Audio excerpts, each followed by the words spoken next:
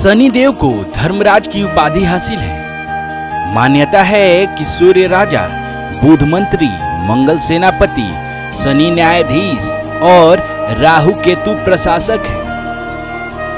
शनिदेव न्याय के देवता माने गए हैं। मान्यता है कि एक निश्चित समय के लिए शनिदेव हर राशि में भ्रमण करते हैं, जिसके प्रभाव स्वरूप व्यक्ति को उनके कर्मों के हिसाब से शुभ अशुभ फल मिलता है। कितने साल तक एक राशि में रहता है शनि और साढ़े साथी? शनि ग्रह धीमी चाल चलता है।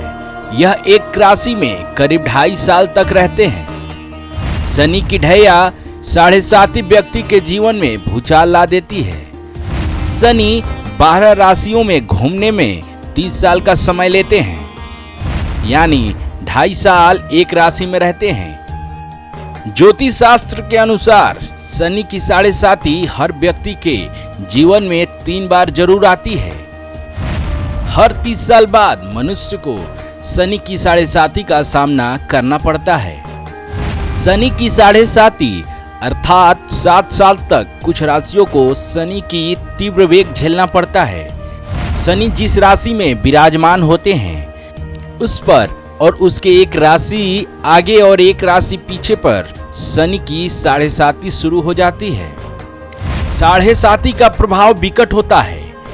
शनि साढ़े साथी को 2.5 साल के 3 चरणों में बांटा गया है। शनि की साढ़े साथी के पहले चरण में मनुष्य को आर्थिक परेशानी होती है।